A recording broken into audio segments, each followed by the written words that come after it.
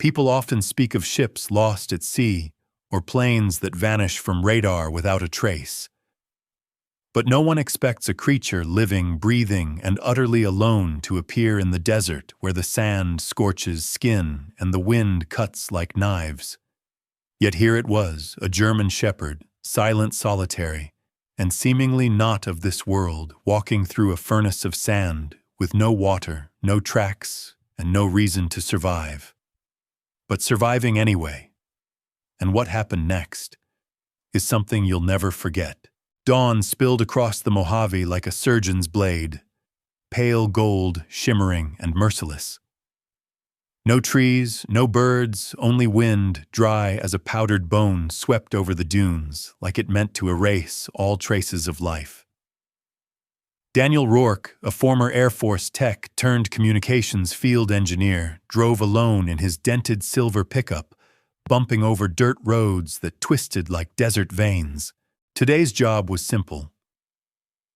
Inspect a remote signal relay near the Nevada border that had gone offline, probably another sand-clogged antenna or bored vandals. Everything was routine until he saw it, a faint shape on the horizon. At first, Daniel thought it was an old backpack or gear crate someone had left behind, but he jerked the wheel as his truck rolled closer through a heat wave that warped the air. It wasn't debris. It was a living thing, barely a dog, collapsed across cracked sand limbs, locked tight as if drained of strength long ago, yet still straining not to give in. It was a German shepherd, a dark gray coat with a massive frame sagging like abandoned armor, its tongue hung dry and lifeless eyes glowing like coal pits, burning with pain and something far rarer, pure, unrelenting will to live. Daniel stopped. They threw the door open. The wind ripped his cap away instantly, heat slamming into him like the breath of a blast furnace. But he didn't care. Instinct old and military kicked in. He grabbed a water bottle and knelt beside the gasping animal. "Jesus," he muttered, touching fur coarse from salt blood and sand. No collar, no tags, except tangled deep in the rough at its neck, a piece of metal, small, rusted, almost illegible. Only one character remained clear, S. Daniel frowned. To most, it was just scrap, but to someone who once worked with K-9 units, it was more than a coincidence. Dogs trained for classified operations were given coded IDs, and a single letter like S wasn't random. It was a breadcrumb, a beginning. He slowly raised the water to the dog's muzzle. It drank in jerky mechanical movements, a last reflex of survival. No shaking, no fear, no whimper, just stillness. And yes, not of something saved, but of something that had stopped believing, until now, eyes that saw, maybe for the first time in forever, a faint flicker of something long thought lost hope. Daniel gently lifted the dog, placing it in the truck bed, atop a sun blanket that was folded into a makeshift cushion. His movements were clean and practiced, like a man who'd done this 100 times. But this time, something felt heavier. He knew all too well a dog doesn't end up in the middle of the desert by accident. Someone had left it there on purpose. Sliding into the driver's seat, Daniel kept glancing into the rearview mirror. The dog lay still, like a cracked statue, silent, alone, and carrying something unspoken. He turned the key, the engine growled awake. He wasn't going to the signal relay anymore. The pickup curved through a bend in the desert tires, crunching over loose rock and streaks of darkened sand that looked like time itself scorched into the earth. In the back, the German shepherd remained wrapped in the thin blanket. Even with water and the truck's AC, its body ran hot, and its eyes never changed. Empty, watchful, not frightened, but... Observing, Daniel glanced again into the mirror. Those eyes weren't just watching him. They were staring through him. They were seeing something that hadn't yet revealed itself. When he reached Madera Springs, a tiny town nearly 80 miles from where he found the dog, Daniel pulled into the back lot of a small veterinary clinic behind a grocery store. It was the same place he'd once brought in a rescue K9 years ago, and the kind of place he knew where no one asked too many questions. The vet was an older woman named Marianne. She didn't say much, but when she saw the dog, she froze. "You said you found him where," her voice shook, "in the desert," Daniel answered. "Almost 100 miles out." Marianne knelt, her hands trembling as she parted the tangled fur around its neck. She frowned when she spotted the small metal fragment tucked beneath the ruff. The letter S. This looks military but not standard issue." Daniel gave a slight nod. "That's what I thought too." Upon closer examination, more anomalies emerged. A patch of fur was missing around its neck, as if it had been wearing a collar for a long time, with a buckle or device attached to its neck. Hardened front paw calluses are consistent with rubber boot use or reinforced paw guards. And strangest of all, a faded tattoo on its rear pad, partially burned, nearly scrubbed away, leaving behind scattered digits resembling a serial code, S17, Daniel. Marianne said, slowly, eyes wide with worry and something else, fear. "This isn't a regular dog. It belonged to something very irregular." Daniel didn't answer. His mind swarmed with fragments, covert ops, old unit logs, dusty memories that crept in like sandstorms, dogs trained for classified missions, biosurveillance, signal tracing. Even decoys were always branded with cryptic codes like that, and most of them were never listed in reports because they weren't supposed to survive long enough to be found. Back home, Daniel laid the dog, now named Shadow, on an old mattress inside the garage he'd cleaned out as a makeshift room. Shadow didn't resist. He simply lay there, eyes following Daniel's every move. But what shook Daniel most was this. Though Shadow had been on the brink of death just hours earlier, he didn't sleep.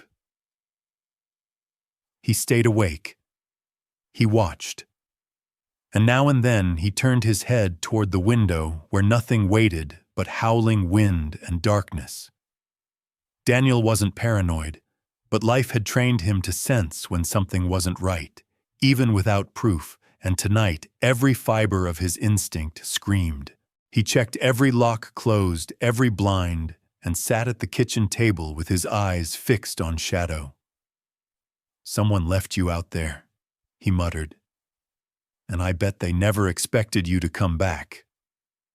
A lightning bolt flared across the horizon, no thunder, just a silent slash tearing the night. Shadow never looked away from the window in that blackness.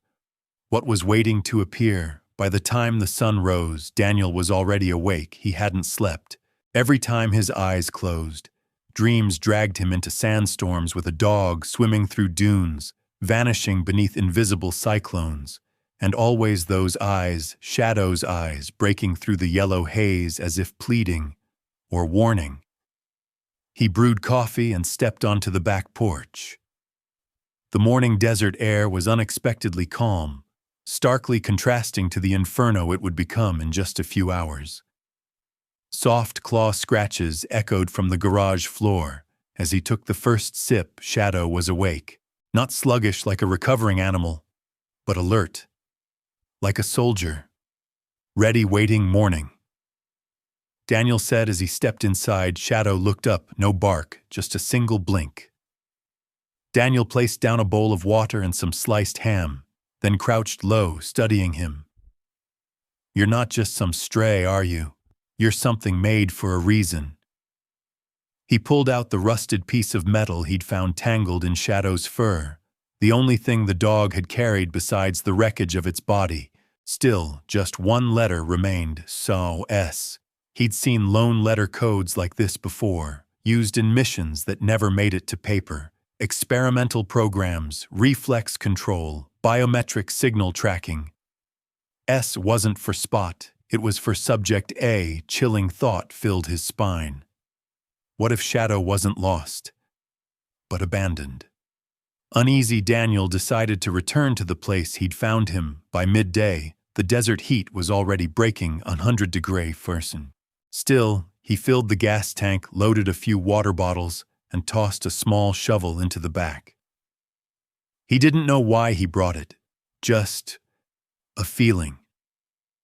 The trip took over 2 hours due to the loose sand and jagged terrain. When Daniel arrived, the ground still bore the faint tread marks of his truck from the day before. But something else caught his eye. Something strange, though there were no human footprints. The sand bore deep imprints of claw marks, drag trails, and streaks of dried blood. Shadow had passed through this place alone. For hours, Daniel stood frozen. No ordinary animal could survive that kind of journey in such brutal conditions. He began following the trail west against the wind into dunes thick with silence where no human had likely stepped in shears. Less than 30 minutes later, he stopped. A shallow pit lay before him. Not deep, but expertly dug, a small metallic cylinder, an auto-injector, inside half buried in the sand, the kind used for fast-acting stimulants or neural suppressants. Daniel slipped on gloves, sealed them in a plastic bag, and tucked them away. 50 meters ahead, something caught the sun. He crouched and retrieved a jagged piece of plastic, half a keycard. The faded text remained. Project Styx, Phase 2, Tier Black Ops. His heart slammed against his chest. Styx. A name he hadn't heard in over 7 years. A program shut down, or so they claimed.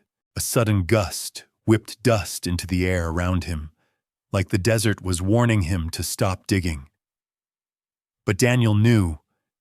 He'd already begun, and he couldn't stop now.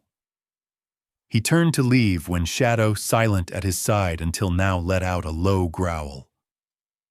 It's not the kind meant for cats or rodents. This was something else. A primal alarm, the growl of survival. A low engine rumble echoed from far off, faint but closing in. Daniel tightened his grip on the shovel handle. The vehicle approached from the south. No dust, no siren moving, as it had always been there, only now emerging from the heat-scorched sands. A black SUV with tinted windows and no plates. Daniel held his breath, ducking behind a low rock mound. Shadow stood next to him, body taut like a drawn bowstring. No barking, no twitching, just a fixed gaze forward, sharp as a laser. The car door popped open. 3 men stepped out. 2 were in tight black tactical suits, built like private contractors. The third, tall, lean, wearing military-grade sunglasses, holding a small handheld device with an antenna and blinking screen. He scanned the area slowly, not for phone signals. He was tracking something biological. Target within 50 meters, he said. Daniel tightened his grip on the shovel, heart hammering. He wasn't the reason they were here, Shadow was. The man with the scanner stopped. He raised a finger and pointed directly toward the low shrubs near the second rock there. Behind the second ridge. No time to think. Daniel sprang up. Stop, don't move, or I'll... The man didn't flinch. One of the operatives drew a stun gun. Daniel was half a second too slow, but Shadow wasn't. The dog launched like a missile, no growl, no warning, straight for the man's weapon, hand slamming him into the ground with a muffled cry. Daniel seized the chance, swung the shovel hard, knocked the second agent's weapon flying, and dragged Shadow back behind the rocks. Fall back, shouted the man with the glasses, but his eyes never left Shadow. It still retains tactical response. Alpha level, not destabilized. That line made Daniel's blood run cold. The highest tier of military K-9 combat training, Shadow, or more accurately, the being they called S, was never just a dog. The SUV reversed, peeling away as fast as it had arrived, leaving tire prints scorched into the desert floor. But Daniel knew they would be back. Once the silence returned, he and Shadow made it to the truck and drove in the opposite direction. Daniel said nothing. His heart was heavy. That night back at the cabin, he locked every door. For the first time in years, He opened the old floor safe and pulled out his sidearm, an encrypted USB, and an ancient military-issue laptop loaded with black-level security tools he swore he'd never touch again. He needed to know what Shadow, what S was. Styx's searching project Styx returned nothing from public databases, but a familiar interface blinked to life when he added R-Class K9, a term he'd encountered during an off-the-books op in the Middle East. Red, warning, restricted tier, black level, beneath the heading. Assigned Unit StyX Alpha, Desert Phase was a grainy black and white photo of a German shepherd, eyes sharp, ears upright, the exact face of Shadow. Codename S01, status, deactivated, reason, non-compliance under Turing signal. Suspected emergence of independent cognition. Daniel sat in silence. Shadow hadn't been lost. He had been erased and escaped. The night sky above the desert wasn't just dark, it was endless, like a pit waiting to swallow the secrets buried too deep. In a weathered cabin on the edge of Arizona, Daniel sat before an old military laptop, his eyes fixed on the decrypted black-level files still pulsing on the screen. Shadow S01 was not just an Army K9, he was the result of a classified project involving semi-autonomous biological intelligence. The file marked StyX Program, Phase 4. Experimental cognitive expansion via trauma mapping detailed how subjects like Shadow had their neural architecture restructured to simulate deep memory retention, moral reflexes, even emotional attachment. A living experiment programmed to grow beyond control, and that made him a threat. Daniel exhaled slowly, glancing toward the window. Shadow lay there, half in shadow, amber eyes glowing with something more than alertness. Something almost human. Daniel knelt beside him, resting a hand on the dog's neck. "You know something, don't you?" he whispered. Shadow didn't flinch. He didn't blink, he just stared, steady. Aware, as if locked in the memory of something too heavy to voice. Then Daniel took a risk. He retrieved the blood-stained microchip the vet had pulled from Shadow's neck, still smeared with desert dust. He brought it close to an old frequency scanner. A single beep, then the screen flickered. A video file played. The footage wobbled clearly from a tactical helmet cam, blurry but unmistakable, an encampment in the desert. Men shouting, gunfire, smoke, and through the chaos, a dog. A shepherd charged forward, ramming into a black-clad soldier and dragging him down. The operator screamed, S01 is disobeying, it's protecting a civilian target. The screen went dark. Daniel turned slowly. Shadow hadn't moved. But in his eyes there was moisture, tears, maybe that night. Daniel didn't sleep. He pieced it together, a dog dumped in the desert, not because it failed, but because it refused. Because it chose right over orders, a black project that tried to build conscience into a weapon, and then panicked when the weapon chose morality. Shadow was the living proof, and they were trying to erase it. Near dawn, Daniel sat by the window with a cup of cold coffee. Shadow was still lying there, but its eyes no longer looked lost. The next morning, the Arizona sky wasn't blue but murky, as if the air held its breath. Daniel woke to a faint sound, a metallic click tapping softly against the iron outside the door. He glanced at the clock. 5:03 a.m. Shadow was already at the door, not barking, not whining, just staring out, ears perked like a living radar. At that moment, Daniel understood. They're here. He leapt up, dashed to the window, and carefully pulled back the curtain. Across the sandy road, a black, unmarked SUV sat motionless. Two men in civilian clothes stepped out, one holding a locator device, the other wearing glossy black gloves. Daniel realized they weren't here to ask questions at that exact instant. They were here to retrieve or eliminate immediately. Daniel turned inside and grabbed the loaded Glock from the kitchen drawer. "We can't stay here." he muttered. Not really to Shadow, but the dog understood. It darted toward the back door. Daniel's old Jeep, a compact off-road model built for rocky terrain, had already been prepped the night before.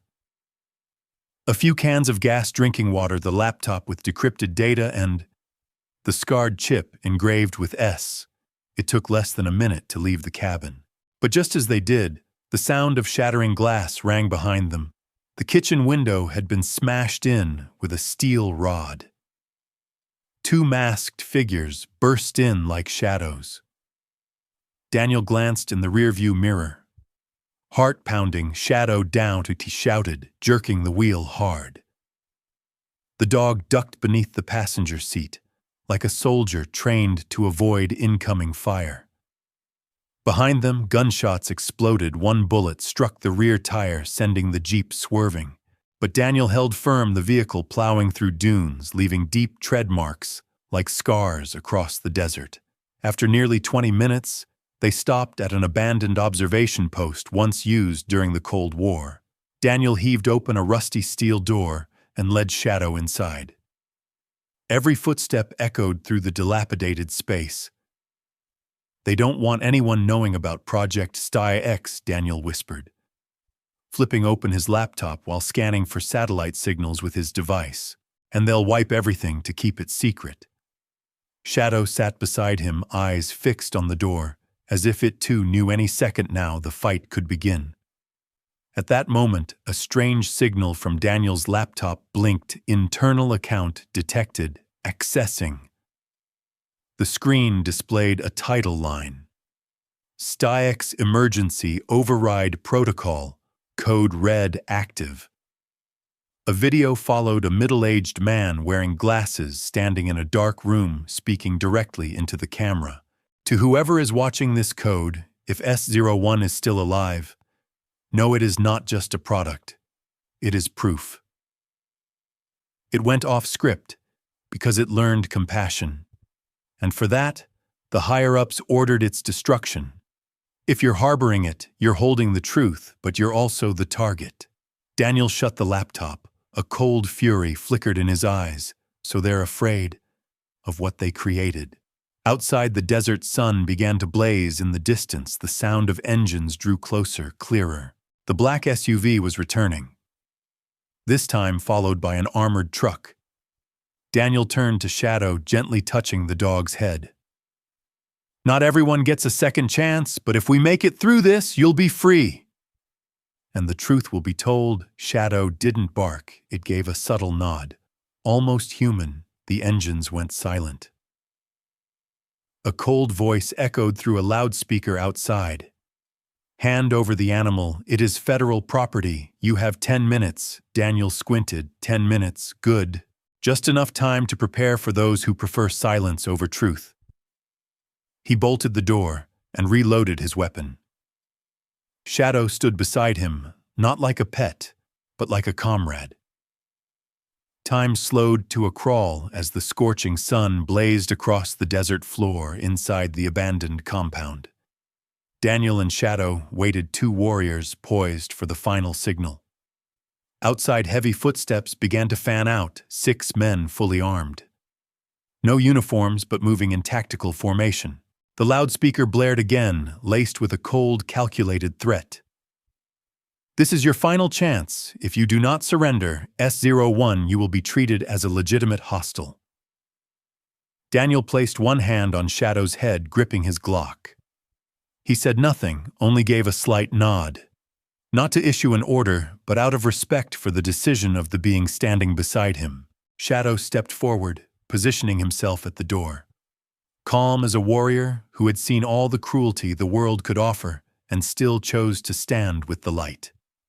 They didn't wait long. The sound of grinding metal rang out. They were cutting through the door with a plasma saw. Daniel darted to the old breaker panel on the back wall and activated the Cold War-era simulated gas leak, designed initially to trigger lab self-destruct protocols. As white smoke began hissing from the wall vents, he and Shadow slipped through the emergency exit, a narrow passage leading to the western dune ridge. No words were needed. Shadow led the way, as if he remembered every grain of sand, every ridge of stone from the night he first arrived. The two figures moved like shadows in the swirling smoke and slicing wind, narrowly escaping the tightening trap. The wind battered their faces atop the ridge, but the view was wide and clear. From here, Daniel saw the strike team fanning out like the pokes of a wheel. A helicopter had dropped altitude, its rotor slicing the air with a tense rhythm. They'll close in within 3 minutes. Daniel exhaled, turning to Shadow. The German shepherd stared straight at the chopper, his eyes no longer afraid. He remembered the man in that organization, the one who had trained him, controlled him, and then ordered his execution. Daniel pulled out the special satellite phone he had never used since leaving the service. It held only one number, his former commander, now a senior figure in Homeland Security. He dialed 1 ring 23. Daniel came the gravelly voice, "Shadow's alive," Daniel said immediately. "And they're trying to kill him to bury the Sex project. I've got the backup data. My name is Daniel L. Riker. Consider this my final testimony if I don't call back in 10 minutes. He didn't wait for a response and hung up. Below the ridge, the assault team advanced. The black shadow of the helicopter swept across the ground. A red laser flickered past Daniel's shoulder. Warning had turned to target. Shadow gave a low growl, then suddenly darted down the slope, separating from Daniel's shadow. "Come back!" Daniel shouted, heart-shattering. But the dog didn't turn back. He wasn't running away. He was charging straight toward the man commanding the assault team. The same man who had once given the order to erase him from existence. The man saw him, and for the first time fear flickered across his face. Because it wasn't just a dog charging. It was a living memory, a breathing accusation wrapped in blood and fire. Just then, sirens wailed from the north. A new convoy stormed in military vehicles, official insignias and cameras rolling. Daniel gasped. The agency heard. In the dust, Shadow stopped right in front of the man. No biting, no growling. He simply stood like a living indictment, and the cameras captured everything. The strike team was immediately ordered to stand down. The man was separated and cuffed on camera. The helicopter was ordered out of the restricted zone. Shadow turned and slowly walked back toward Daniel. Every step was a victory. Daniel knelt, arms open. You chose not their side. The side of truth. Shadow sat resting his head against Daniel's chest. And for the first time, he exhaled softly like a soldier who had finally completed his mission. After years of betrayal, the desert remained still. The confrontation had ended the day before, but its echoes lingered in the skin eyes and the dry winds that swept over the ridge where Shadow once stood like a lone soldier. That day, not a single shot was fired, but the world had shifted forever for Daniel and the dog no one dared to name. 3 days later, the abandoned outpost was sealed. The task force withdrew, the Sex project files were collected, and a federal investigation was opened. The man who once commanded Shadow was arrested, as a web of old code names and buried files began to unravel. But for Daniel, the real victory wasn't on the evening news. It was in Shadow's eyes, no longer cold. He was no longer S-01, no longer a tactical asset, no longer a silent ghost dumped in the desert like a secret meant to rot. Daniel brought Shadow home to his small cabin on the edge of Dust Haven, Nevada, a quiet place where no one asked too many questions, and no one wondered why a former soldier lived with a dog whose eyes looked like they'd seen war. On the first day, Shadow just curled up by the window, not sleeping, but no longer on alert. On the second day, he started following Daniel on walks along the dry creek bed. On the third, when Daniel gently called him Echo because Shadow carried too much pain, the dog lifted his head and blinked once, as if acknowledging that something new had just been planted deep inside him. Echo. Daniel repeated with a faint smile. Not a shadow, a voice returning from the past. A new name, Echo, was the beginning. A dog who had survived the desert, betrayed by the people he trusted, now lay sprawled on the wooden porch, resting his chin on Daniel's leg, eyes softly closing as the morning sun filtered through the leaves. Daniel later received a letter from the Department of Homeland Security. Upon review of all evidence and training records, Asset S01 is no longer under the jurisdiction of any agency. We recognize legal guardianship belongs to you, Daniel Riker, under the designation Rescued Animal. Enclosed was a new tag, etched with the words, Echo, companion, not a weapon. Quietly, Daniel clipped the tag onto Echo's collar. No more rusted metal, no serial numbers, no command codes, only freedom. At every dawn, as the desert wind howled and roosters crowed in the distance, Echo would step onto the porch. He sat there as always, eyes fixed on the horizon, where once there were helicopters, armored vehicles, and orders shouted over encrypted radio. And that is how a soul once discarded in the desert survived, found meaning, and became a symbol of unbreakable loyalty. Echo, once nameless, masterless, and with no clear past, had not only found someone to walk beside, but also rediscovered who he truly was. From a decommissioned military asset, he became a friend, a free warrior, a living witness to the truth they tried to bury. In the fading light of the desert, where gunfire had ceased, and secrets lay forgotten, one thing remained: the warmth of a name spoken with love. If this story touched your heart, share it, because sometimes all a lost soul needs is someone patient enough to see the best in them. And somewhere out there, another Echo might still be waiting to be found. Please share this story if you believe every life deserves love and protection. Hit like, subscribe, and leave a comment if you've ever seen a dog change someone's life.